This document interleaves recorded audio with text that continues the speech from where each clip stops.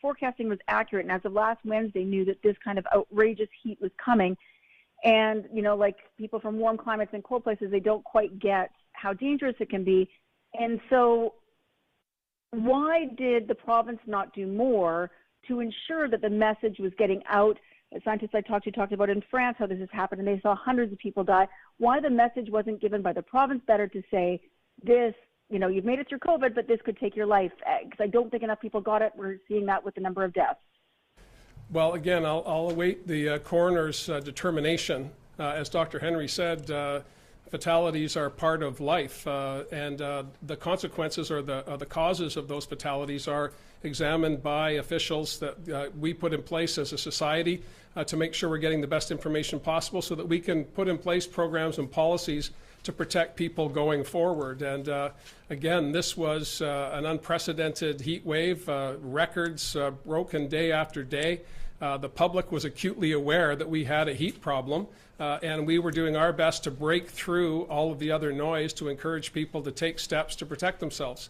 But it was apparent to anyone who walked outdoors that we were in an unprecedented heat wave. And again, there's a level of personal responsibility. I'm not ducking the issue at all, Lisa. This is a tragedy upon a host of others that we've had to address over the past number of months. But I believe we did what we could to get information out, and we rely also on the public press and media outlets who've done a really good job, in my mind, of making the case. Weather forecasters on all of the networks on radio were making the case, telling people to be wary, and we have our presence, our internet presence, and social media doing that as well.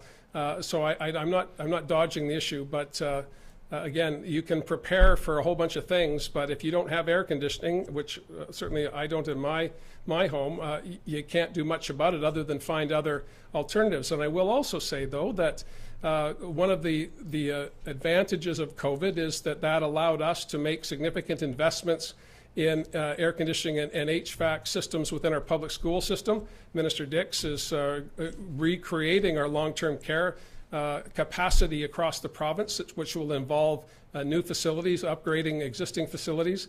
These are longer-term projects, but made more important now than ever before because of COVID and because we now are absolutely clear that climate change is affecting us in ways that we hadn't yet imagined. This is, as I say, another horrific year of heat that we're not accustomed to in a temperate rainforest.